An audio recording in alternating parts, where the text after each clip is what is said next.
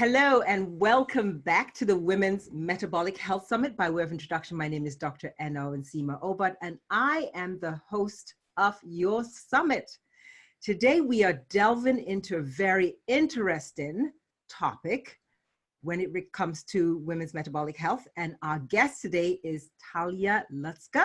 She is the founder of Ayurveda Every Day with Talia and Talia's Kitchen. It's kind of synchronous because I was actually Googling different speakers in terms of what I wanted to do next. And I came across Talia and just also realized that she's on today on this summit.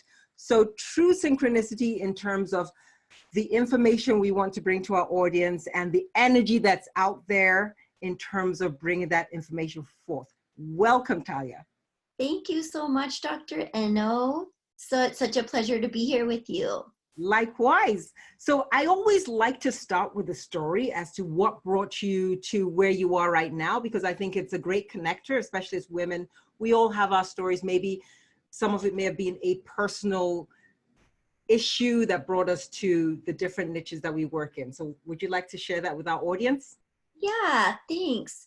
Well, I feel like I have a pretty common story in that growing up, I saw kind of what the standard image of beauty was and was like, I don't measure up to that. I'm short, I have big thighs, I'm always kind of holding 10 pounds of extra weight. I mean, this was like a little bit more in my 20s, but it was already starting to blossom in my teen years.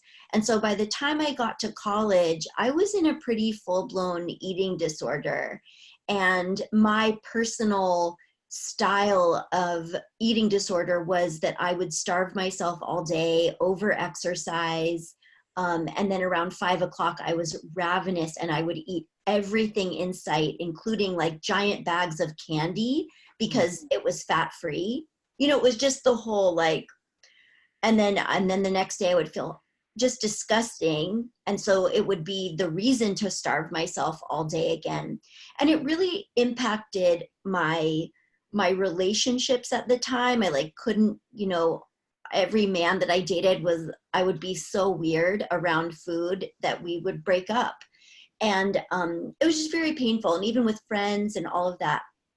But fast forward to when I was in my late 20s, I really broke out seriously, this is not an exaggeration. I was at a yoga teacher training. I was becoming a yoga teacher. This was 2001. And I literally woke up one morning covered in psoriasis and super itchy anus, which is a sign of yeast or, too much sugar in your blood, whatever. But it was overnight and it was like, what the F is happening to me? And because I was at a yoga teacher training, there were a lot of healers there and a lot of people into nutrition and stuff. And I'd always been, my story doesn't reflect this, but I had always been interested in nutrition myself. I was really trying to be healthy. I just didn't know how to do it.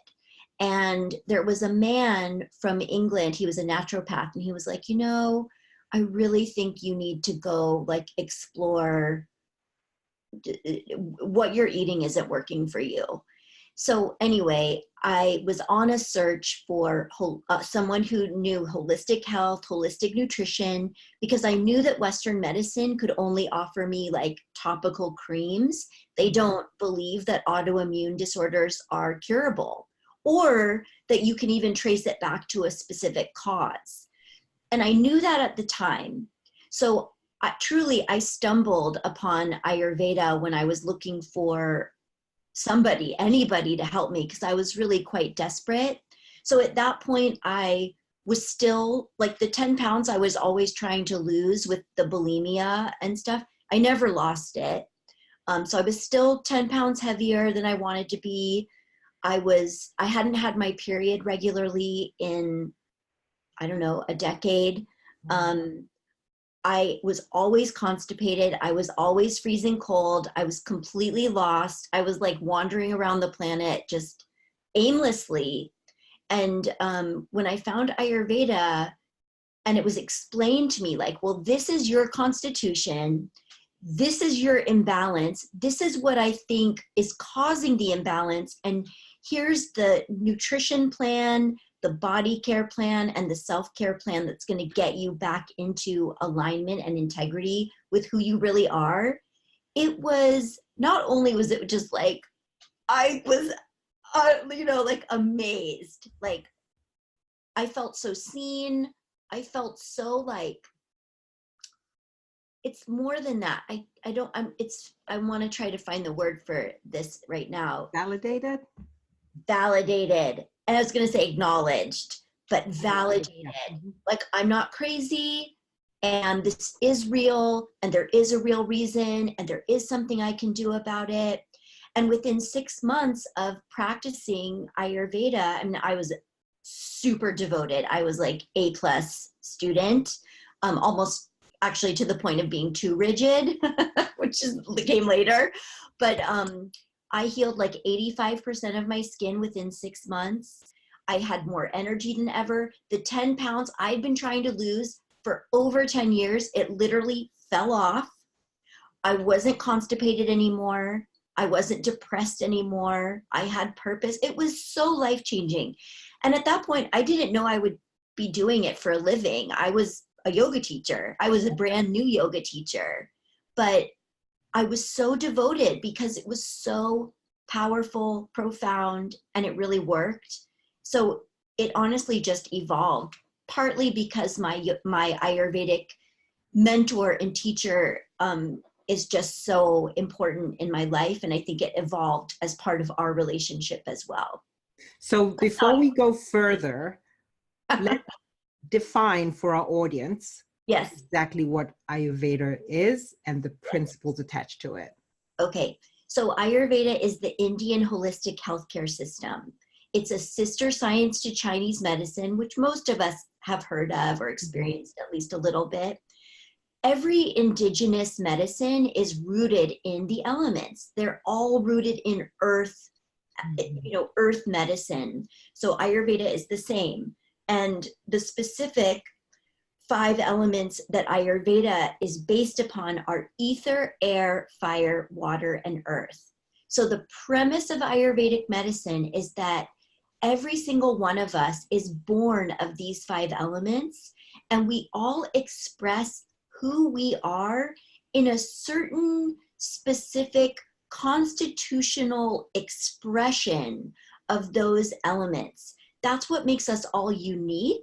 That's what makes, that you and I, Dr. Eno, I don't know what your constitution is yet, because we're just getting to know each other. But let's say you and I do have the same constitution, we still will express it so differently because the elements and the energetic force that are the elements, they communicate, they interact, they interplay with each other in certain, in different ways. There's like the commonality of science, and then there's your own personal, like, well, this is what I was born into. This is my genetic makeup. This is what I inherited hereditarily. This is my karma. This is my dharma, of just, this is where I live. This is the climate I've been exposed to for 30 years versus where I live in Santa Cruz, California. It's on the ocean in Central California. And it's we have beautiful days, don't get me wrong. But I mean, the number of days that I can wear a sundress in Santa Cruz I can count on one hand. Oh. Whereas I'm in Hawaii, I'm in a sundress every day. Not that I wear sundresses. Gotcha. You know what I mean? Yeah. So that affects your constitution as well. And so there's what you're born into, which is genetic, karmic, hereditary. And then there's the external environmental influence that's on you your whole life. And you are in control of a lot of that, but only if you're aware that you have control. And some things like, I'm not going to move. I'm not going to change my location at this point in my life just because it's a little bit cooler here than I prefer, right? I have like so much going on for me here in Santa Cruz. I'm not ready to leave it behind. But at some point, if it was for some people, like the weather really impacts their constitution, and they do even have to move to honor that they need a different balancing element from their environment to be in health. Does that make sense? It sounds very complicated. So what I'm trying to figure out as I'm working through what you're sharing is how does someone, particularly our target audience, a woman over 50, get started with Ayurveda? What are some of the things she needs to be looking at in terms of guidance to improve her metabolic health? Okay, so here's the thing. The root of your health, according to Ayurveda, and this is why I was so excited when I got your invitation to be on the summit, is digestion. Your digestion, your metabolism, that is the root of your well-being. I don't care how well you eat, how amazing your food is. If you're not digesting it, you are not going to be in a state of wellness. Like, you just won't. So to simplify everything I'm saying and how to get started, and this does, I have a free gift for everybody. I know we'll talk about it a little bit later, but my free gift is a guide, a tool, so that you can get started with Ayurveda. Because here's the thing, Ayurveda is the Indian holistic healthcare system of health. It's a sister science to yoga. So it's really the kind of the medical system, the nourishment plan behind and like next to yoga asana and breath and awareness. And so Ayurveda is becoming crazy popular right now because yoga is so popular. Right now we have, like, I don't know, I've heard something like 20 million, 30 million people in the United States alone practicing yoga right now. So Ayurveda is becoming really popular, but it's not, and if you're a yogi, if you've tried yoga, it's not like you can just like, oh, yoga is like so cool. And then you go to yoga class and you can just do everything. You have to start where you are. You have to go to some beginning classes. You have to learn kind of what it's all about before you can really start to implement it and integrate it into who you are and gain all the benefits it has for you. Ayurveda is even just a little bit more requiring you to learn and understand and practice self-awareness. Self-awareness, okay. Because it is an elemental science. So if let's say there's a listener right now, she's in her mid-50s and she's like, I have hot flashes up my yin yang, and that's her imbalance, is like this excess heat that is just coming off of her, so frustrating, so irritating. Ayurveda is going to say to this person, look, we need to find ways to cool you down because you have a really big heat imbalance. But the other piece, and this is maybe why it feels confusing, or when it can feel confusing, but I promise it doesn't stay confusing when you just stay the course. The woman who has hot flashes, I still need to know her constitution from when she was born, from when she was a young girl. Because if I just throw a bucket of ice water on this woman, theoretically, right? And I'm just like, I'm going to cool you down, I'm going to cool you down. But what if her core constitution is already super cold? And then she tends towards stagnation because she gets so cold, or constipation or constriction in her muscles and her joints. I'm not really helping her in the long term. So in Ayurveda, the way you get started is, number one, just by learning about the elements, ether, air, fire, water, earth, and even more, even a simpler way to do this, and this is what my free gift, it's called the Ayurveda Starter's Guide, helps with, is starting to learn to identify the experience of the elements in your body. So for example, if I say, okay, Dr. Eno, what do you think? Are you hot, cold, wet, or dry? I mean, you might be like, I don't fucking know. I think I'm hot. Okay. But then I'm like, okay, but have you always been hot, or were you hot as a little kid? Like all of that. It doesn't matter for the first step Yeah. is, what are common symptoms of heat? What does heat look like when it's expressed through the human body? It might look like headaches. It might look like acid reflux, Ah. diarrhea, loose stool, oily liver, like so high cholesterol. There's a lot of ways that heat can look. Hot flashes are another symptom. But we first want to be like, okay, that makes sense. These are all, fiery. They make me feel irritated, frustrated. I want to be in control. I feel out of control. Like, they're all heat related. So once you kind of wrap your mind around, okay, that's hot, that's cold, that's wet, that's dry, that's light, that's heavy. You can then, and this is in my guide as well, step 2 is like, where do I fit in? What was I like when I was younger? What am I like? What are my symptoms now? And then we start to go into remedies. So the remedies are experiential. So for example, you say you think you're hot. So my first like kind of something I could give you that I know wouldn't hurt you, as long as you're not allergic to it, would be like, here's some fresh peppermint. I picked it from my garden. I'm gonna put it into this jug of warm water. I want you to drink this all day for 7 days and report back to me. What changed? And really, if you are having heat symptoms like diarrhea or headaches, you should, the mint tea might not be enough, depending on how chronic and how severe your symptoms are. But most people are going to be like, oh my God, I slept better. I wasn't overheated in the middle of the night. Or, God, my period was, not everyone over 50 gets their period, but some women do. So My period was more easeful. Like, I didn't get as much cramping. See what I'm saying? So the remedies also show you what works. So just really quickly dial back to my own story. I will never forget the day. I will never forget the day that I looked down at my own body and was like, those 10 pounds are gone. I swear to God, it was like it fell off overnight.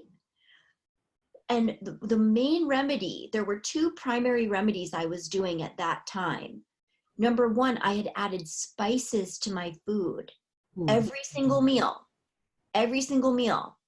Now, I was freezing cold, and I run really, really cold. Everybody knows people in their life, has someone in their life where you're like, oh my God, she's always freezing. She's always wearing a sweater, a jacket. I'm always wearing my little jackets. Anyway, spices were starting to really rev up my metabolism, which had been so dull and cold and slow and sluggish for years.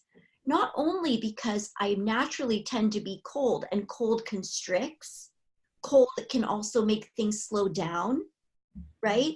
So my metabolism is not the fastest in the world anyway. So it was starting to rev up my metabolism. It was improving my digestive system, and it was helping me to cleanse and detox from all of that candy that I ate and all of that abuse I did on my body for years. That was really built up in my tissues.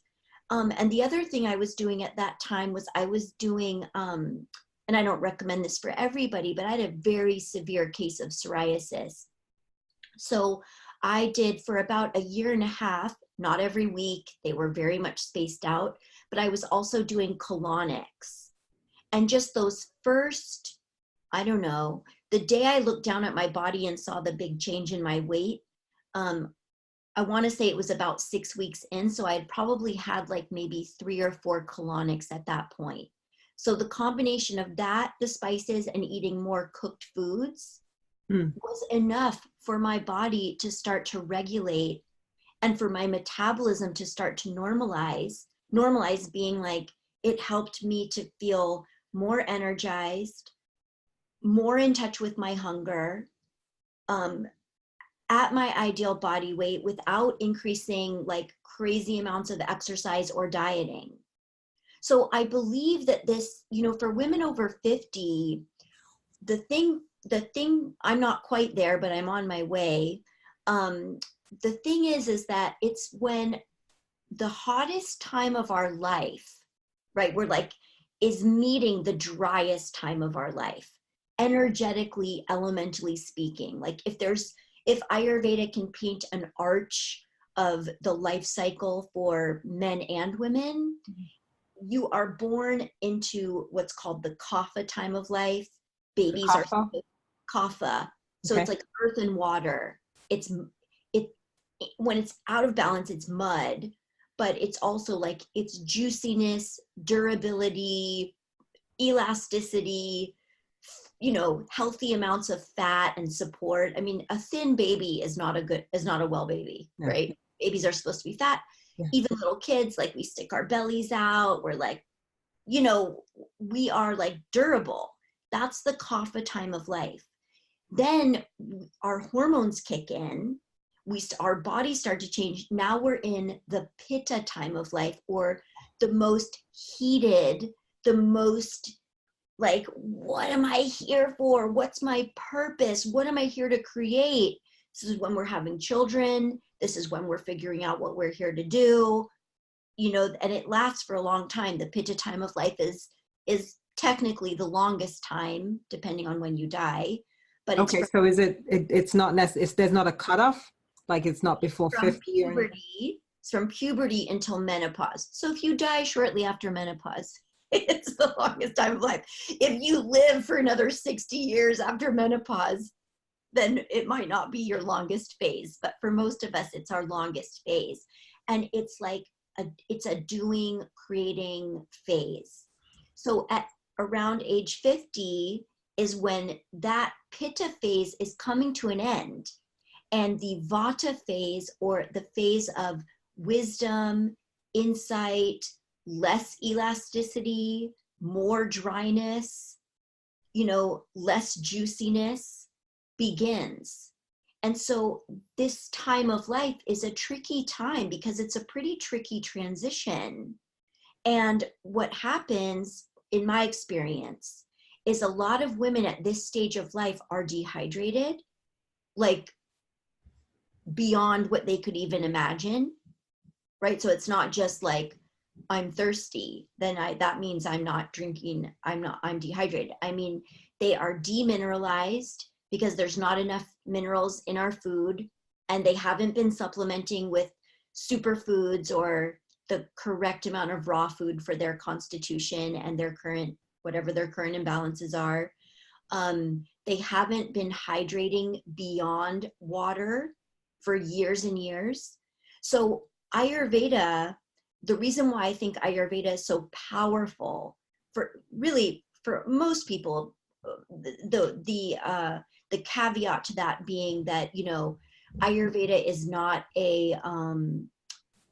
there's no pill. I mean, there are, but if you try to do it through pills, you're not really practicing Ayurveda. It's a lifestyle change. And a lot of people they're not interested in that. They're not willing.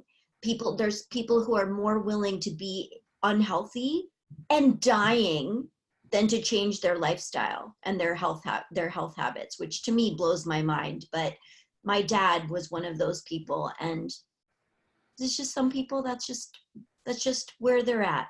Change is hard. It's hard. And so I like to teach that it can be pleasurable. Like I'm a foodie. So even when I started practicing Ayurveda, and like, obviously I loved sugar, I was eating giant bags of it every night. I'm going to admit this. I mean, my friends from when I was in my 20s, they're like, yeah, I remember that you would open up boxes of brownie mix it with water and eat it with a spoon. I mean, that is really what I would do. I would also dip carrots and broccoli into it. Healthy. But that's really crazy. Anyway, I don't know. I feel like I'll pause there and let you ask me another question or so it sounds like so after the pitta, I was just kind of interested in the phases because it seemed like something that women should be very present to. So you mentioned the phase after Pitta, which is the wisdom phase. What's that again? Vata. Vata. So that takes you to the end of your life, I take it? Yeah. Okay. Okay. Yeah. Like, you know, I mean, even like when women are really concerned about being thin in their, you know, I don't like to call it old age, but in that Vata phase of life, I'm like, I don't want you to get too thin. Believe me, I want to stay thin forever too, because my self-esteem is tied up in it, because I've been conditioned that way. But that's part of the unraveling. And I think that's part of our job as women in our 40s and 50s and beyond, to be like, no, my health is my radiance. My health is what makes me, and my wisdom and my life experience is what makes me beautiful, not if I'm thin. And because Vata is the thinnest, driest quality, and that is the phase that we're in as we approach the end of our life, it's actually very important that we don't get too thin, because that's how, when, you know, osteoporosis, Exactly. you know, breaking bones, like really having so many dementia, you know, there's lots of you know, Vata time of life dis-ease that can be lessened when we know how to nourish ourselves. So if you have not yet learned how to truly nourish your body so that you are moving forward in, you know, every other micro phase between now and the end of your life, you know, I encourage everybody to, like, look, there's veganism, there's vegetarianism, there's omnivore, whatever, there's keto, there's paleo, and there's Ayurveda. And the thing with Ayurveda is it's looking at you. It's looking at you, your unique constitution, your unique needs, what nourishes you specifically. And it can be a complement to any kind of diet. Okay. You know, whereas sometimes, like with veganism, I wrote a cookbook called The Ayurvedic Vegan Kitchen. Okay. And the way that evolved is I live in a very progressive California town. And part of my business for many years, I still do it, but not as often as before, is teaching cooking classes. And I mean, I can count on one hand, again, how many times I've taught a cooking class where there wasn't at least one vegan in the class. And so I always made my recipes, I always altered them so that there was the alternative for the vegan, right? And when I submitted my book, my original cookbook, to a publisher, they were like, oh, you have a vegan alternative for every recipe. Sure. And there is no, at the time, 2012, there was no vegan resource for Ayurveda. So that's how that book was born. But I'm not vegan. I'm just a food educator. I'm an Ayurveda educator. And, you know, if you go to like a vegan festival where I go to sometimes to speak about my book and to teach about Ayurveda to, you know, plant-based diet enthusiasts, you know, they're not okay with paleo or keto, right? They're not okay with meat eating. So, and that's fine. That's their dogma. That's their right. But my point is that Ayurveda can go anywhere. So it can go with you anywhere, and it's fine tuning what you are doing that feels good to you. Because for a lot of people, veganism feels amazing. And for somebody else, paleo is what totally works for them. But when you add Ayurveda, like, okay, I'm going to put on my Ayurveda goggles. What I mean now, I'm hot, cold, wet, or dry. I'm light or heavy. This is what my food is: hot, cold, light, dry, light, or heavy. I'm going to balance it to meet where I'm at. And it's going to rev up my metabolism because it's truly what I need. My body needs in this moment to have optimal metabolic health. It's a process. Mm-hmm. It's not one, you know, you do it at one meal and you're done. But anyway, did I answer your question? Yes. So here's a question I have for you before we delve into your free gift. And the answer may be in the free gift, but is there any, so how do you recommend, is there any like foundation that encompasses all the different types that somebody just watching this right now and decides to get off the webinar and say, I want to start this, is there any common foundation that we can all start without knowing our individual types? And then we can go into your gift. Yes, of course. So download my gift. I mean, you got to start somewhere. You can start with the Ayurveda Starter's Guide, which is my free gift to everybody listening. And I mean, it literally takes you through the first few steps of getting started with Ayurveda. Like literally. So that's where, you can all, but you could start with any Ayurvedic book, because like I said before about, when you're a beginner to yoga or Ayurveda, I mean, what I like about my free gift, my guide, is I give you the opportunity to actually dive in with both of your feet, try it on. You're not going to hurt yourself. Try it on, because it's an experiential science. You won't know what works for you unless you try it. When you read an Ayurvedic textbook, of which there are so many great ones, or just a book on Ayurveda, you'll be learning about the concepts, which is very important too. But until you actually apply it, it's not going to do anything for you. So, one of my courses, I teach something called Ayurveda Starter School. Yeah, I wanted to, I think you mentioned that, so I'd like to learn more about that for our viewers. Yeah, I mean, it's a 6-week course.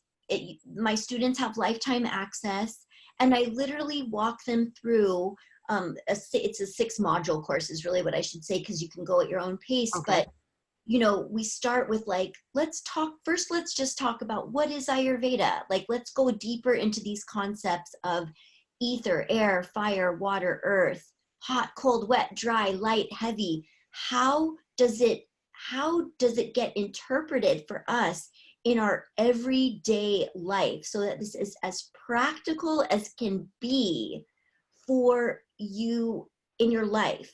Right? Ayurveda Starter School is a roadmap for people who want to make Ayurveda a part of their lifestyle. Okay. Then we go into, how do I know what I am? And we spend a long time and lots of different resources to help you figure out what is your constitution, both from when you were born, you took your first breath, and right now. Some of the women listening to this, I'm sure not everybody's in their 50s. Some of them are probably in their 40s and some in their 60s. Like, doesn't matter. You find that out. And then we go into your digestive system. How does Ayurveda work with your digestion, your metabolism? Now let's talk about self-care and moving your lymphatic system, strengthening your immune system. Now we talk about hydration. What does that really mean when it comes to Ayurveda? What is nourishment according to Ayurveda, when you know your unique constitution and you're aware of your imbalances? And then we kind of bring it all home with like Ayurveda every day. How do you apply it every day? So Ayurvedic cooking, making your own spice mixes, getting a bunch of recipes, planning out little tiny baby steps of Ayurvedic self-care into your daily life, so that it's something you can have like really quick wins. It's not all or nothing. It's not black or white. It really isn't. Making something like Ayurveda part of your lifestyle is one remedy at a time. And very important to know, one remedy at a time. So for the mint tea, that fresh mint tea, I mean, I would just have you be on that until it was just, you really knew what it did for you. You were really clear about that. And therefore your body knew when to reach for it. You started to have an intuitive relationship with fresh mint tea, and then it's yours. It belongs to you now.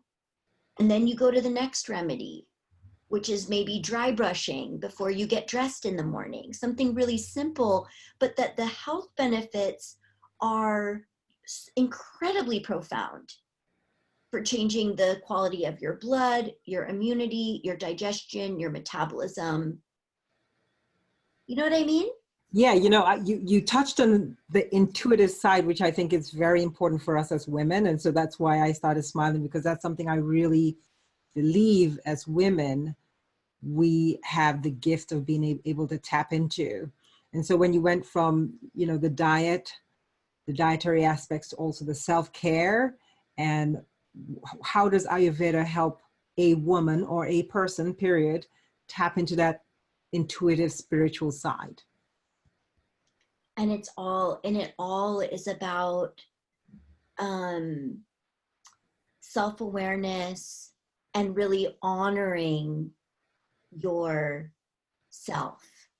Like what you're feeling isn't wrong, what you're craving isn't bad, you know, and like the willingness to make a really positive choice. And then keep going, you know, because every day I mean, there are some days when I need the same thing day in, day out, but you know, there are other times where I'm like, gosh, every day I need something a little bit different. Like this morning I woke up, I'm like, gosh, I'm so thirsty. I didn't notice feeling this thirsty yesterday. And I think about what I did yesterday. I'm like, I feel like I hydrated, but today I'm like unquenchable thirst. So I'm addressing that.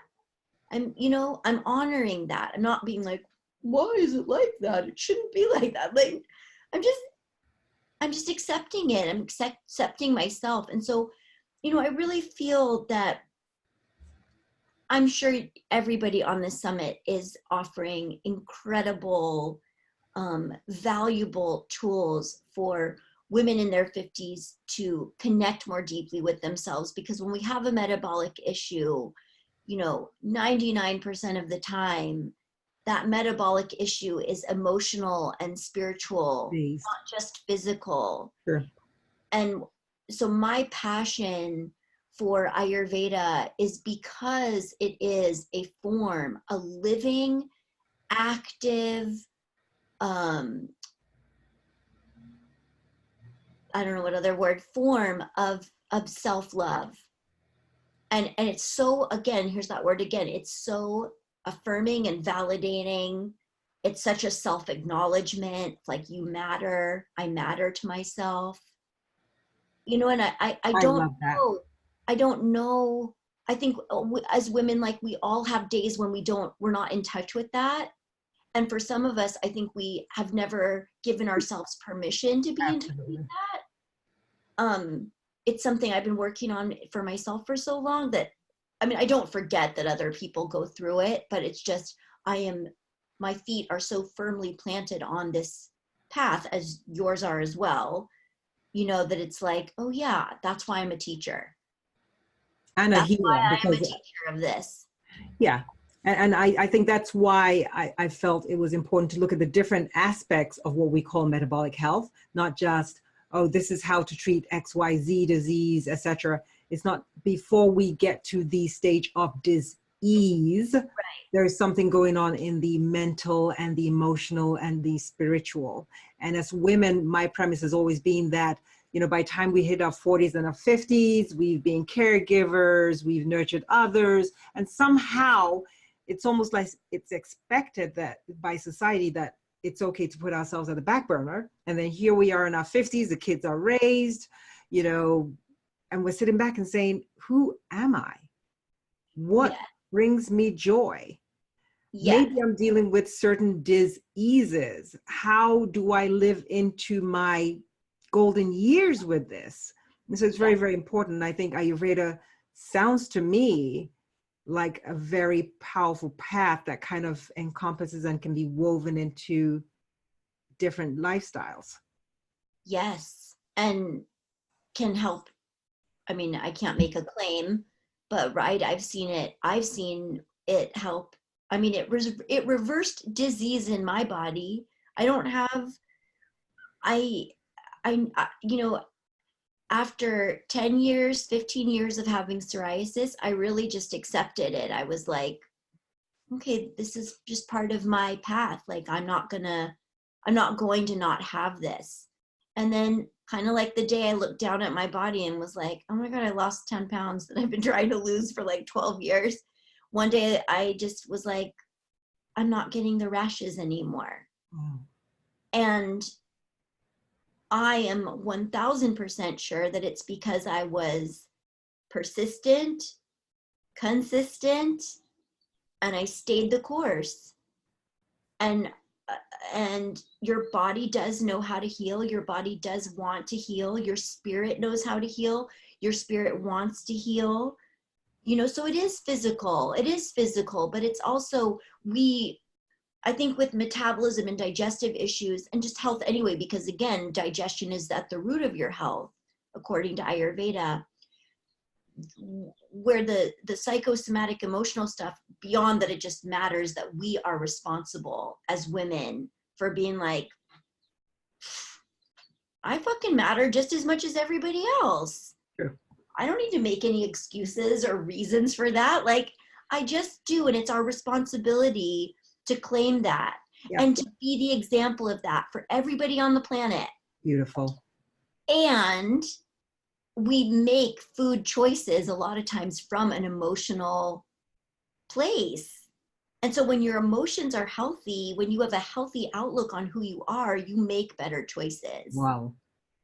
You know how that becomes a ripple effect, right? Because if we're the ones responsible for feeding our families, our communities, and we make those healthy choices and feed our families those, then it's a ripple effect.